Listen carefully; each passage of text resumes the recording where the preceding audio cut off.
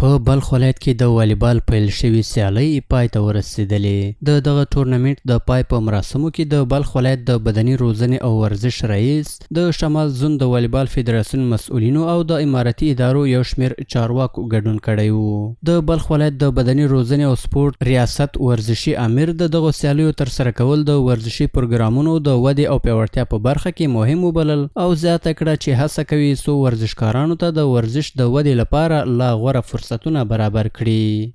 کوشش دی موږ دغه دی چې ورزشکاران تقویت کو، ورزشکاران سره همکاري وکړو، دوی تشویق کو، تقدیر کو، چې تر څو د ورزش پروسه چې هر بخشي هغه مخکې لاړ شي.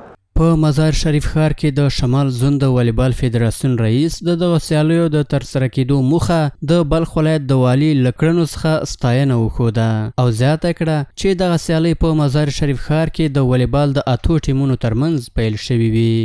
هدف این مسابقات سپاس و قدردانی از خدمات نیک جناب والی صاحب ولایت بلخ بود که ما توانستیم که این مسابقات در مدت چند روز در این جمنازیم برگزار کنیم و بسیار با سیستم اساسش خوب پیش رفت.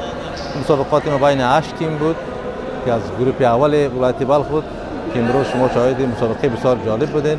په ورته وخت کې د کام آیل لوبډلې څښتن د دغه ولایت امنیتي وضعیت په اړه خوښي وښوده او د دغه ډول سیالیو ترسره کېدل د سپورتي ټولنې په وده او پرمختګ کې مهم وبلل. بهترین امنیت از هر نگاه بر ما بسیار سهولت بود.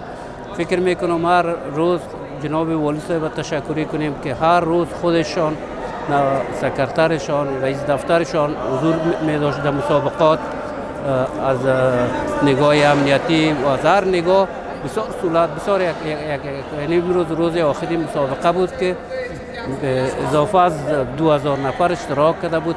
د یادونې وړ ده چې د دې سیالیو په پای کې د کام آیل د والیبال منتخب لوبډله د اتلولۍ په ګټلو بریالۍ شوه او دغه راز د چاربولک د والیبال لوبډلې دویم او سپینغر لوبډلې دریم مقام خپل کړ.